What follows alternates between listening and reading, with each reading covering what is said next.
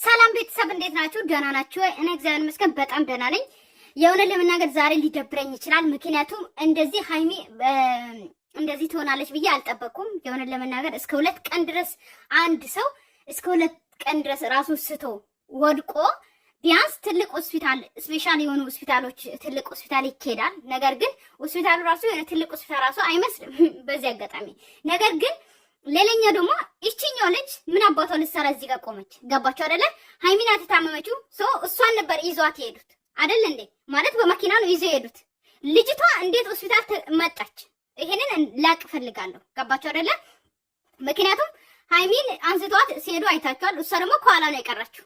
እስከ ሆስፒታል ድረስ ማንን ተከትለ ሰው ጠይቄ መጣው ልትልም ትችላለች፣ ወይም ደግሞ የሆነ ሰው አሳየኝም ልትል ትችላለች። ነገር ግን የሃይሚን ጤና የምትፈልጉ ከሆነ ሃይሚ በሷ ምክንያት ወይም ደግሞ በብሩኬና በልጅቷ ምክንያት እስከሆነ ድረስ ራሷን ስታ የወደቀችው፣ ስለዚህ ልጅቷ እዚህ ድረስ መምጣት አያስፈልግም ነበረ በዚህ አጋጣሚ ማለት ነው። ግን እኔ በጣም ያዘንኩት በዚህ ቪዲዮ ታያላችሁ።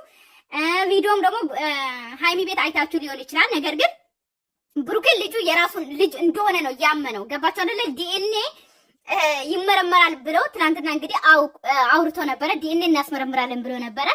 ነገር ግን አንድ ሰው እርግጠኛ ከሆነ ከዛች ሴት ጋር ካልተኛ ወይም ደግሞ እርግጠኛ በራሱ ላይ የሚተማመን ከሆነ ዲኤንኤ ራሱ አያስፈልግም። ምክንያቱም እኔ ከማንም ወንድ ጋር እንዳልተኛው ራሴን ካወቅኩኝ ለምንድን ነው ዲኤንኤ ልመረመር የምችለው? ገባችሁ አይደለ? የኔ ልጅ እንዴት ልመረመር ይችላለሁ? ወይም ደግሞ የሱ ነው ብዬ አላስመረምርም።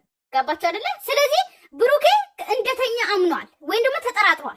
ምክንያቱም ትናንትና ብያችሁ ነበረ የሆነ ጠጥቼ ነው ምናምን ራሴን አላቅም ነበር። ይሄ ነገር በፊትም አብርሃም እንደዚህ አይነት ነገር ሰርቷል ብዬ አስባለሁ። ምክንያቱም እዛ ሰዓት እኔ ጠጥቼ ነበረ፣ አንቺ ነሽ የደፈርሽኝ፣ ስለዚህ ዲኤንኤ ይመርመር ምናምን ተብሎ ዲኤንኤ ተመረመረ። ከዛ ዲኤንኤ ደግሞ በገንዘብ ተገዛ ምናምን እንደዚህ አይነት ጣጣዎች ይኖራሉ ብዬ አስባለሁ፣ በእነዚህ ራሱ ማለት ነው።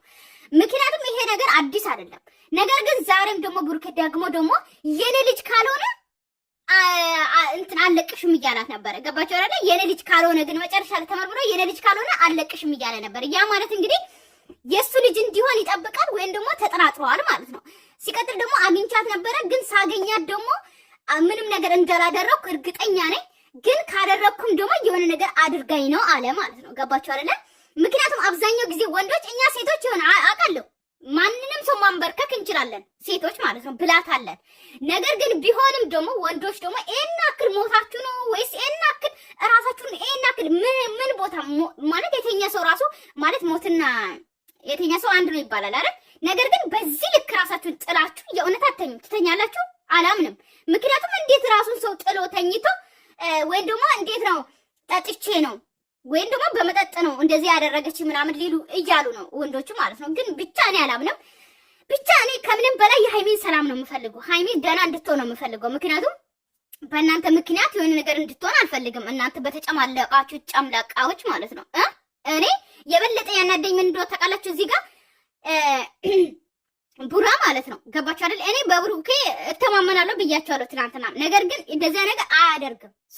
ግን እያወራ ነው እንዳደረገ ደግሞ እያወራ ነው። እኛ በሱ ብንተማመንም እንዳደረገ ደግሞ እያወራ ነው። ግን እያወራ ራሱ ቢሆን ደግሞ ማለት ነው እንዴት ለሃይሚ አልተናገረም? ከታረቁ በኋላ ለምን አልተናገረም? በቃ ይሄ ነው የኔ ንዴት። በቃ በጣም ያናደደኝ ከሃይሚ ጋር ታርቋል። መጀመሪያ አጥፍተዋል። እሺ ብዙ ነገር አድርጎ ሊሆን ይችላል። እሺ ግን ሃይሚና ብሩኬ ሲታረቁ የዛ ሰዓት ፎቶውን ምናምን ኦኬ ነገሩን ካበረዱ በኋላ ለምን አልነገራትም? በቃ እኔ ያናደኝ ይሄ ነው።